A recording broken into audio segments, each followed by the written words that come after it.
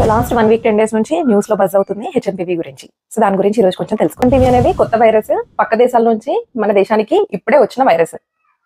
So HMPV virus అనేది already ఎప్పుడో తెలిసిందే, 20 years కిందనే దీని కేసెస్ అనేవి నమోదయ్యాయి. సో ఎవ్రీ ఇయర్ ఇండియాలో కూడా దీని కేసెస్ వస్తూ ఉంటాయి. హెచ్ఎంపీవీ ఇన్ఫెక్షన్ వచ్చిన వాళ్ళందరూ చాలా సీరియస్ అయిపోతారు. ఈ వైరల్ ఇన్ఫెక్షన్స్ లాగానే ఈ హెచ్ఎంపీవీ ఇన్ఫెక్షన్ వచ్చినప్పుడు కూడా పిల్లలకి జలుబు, దగ్గు, నొప్పి ఉండడం, కొంతమంది పిల్లల్లో మాత్రం ఇమ్యూనిటీ తక్కువ ఉన్న వాళ్ళలో, లేదా ఆల్రెడీ రెస్పిరేటరీ ప్రాబ్లమ్స్ ఉన్న వాళ్ళలో, లైక్ ఆస్తమా అలాంటి పిల్లల్లో కొంచెం సీరియస్ గా కూడా అవ్వచ్చు. లైక్ నిమోనియాస్ కానీ, బ్రాంకియోలైటిస్ అంటే లంగ్ ఇన్వాల్వ్మెంట్ అనేది ఉండొచ్చు. హెచ్ఎంపీవీ ఇన్ఫెక్షన్ వచ్చినప్పుడు సిమ్టమ్స్ అన్ని కొత్తగా ఉంటాయి. ఈ ఇన్ఫెక్షన్ వచ్చినప్పుడు థ్రోట్ స్వాబ్ కానీ, నోస్ స్వాబ్ కానీ తీసి మనం పీసీఆర్ టెస్టింగ్ కి పంపించినప్పుడు దాంట్లో రెస్పిరేటరీ ప్యానెల్ అని అరౌండ్ ఒక 10 to 20 వైరస్ ఉంటాయి అనమాట. సో దాంట్లో ఒకవేళ హెచ్ఎంపీవీ ఇన్ఫెక్షన్ ఉంటే అది పాజిటివ్ వస్తేనే అదని తెలుస్తుంది.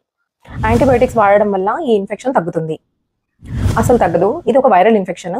సో యాజ్ సచ్ హెచ్ఎంపీవీ కోసము సపరేట్ గా యాంటీవైరల్ మెడికేషన్స్ దీనికే పనిచేసేవి ఇప్పటి వరకైతే కనుక్కోలేదు.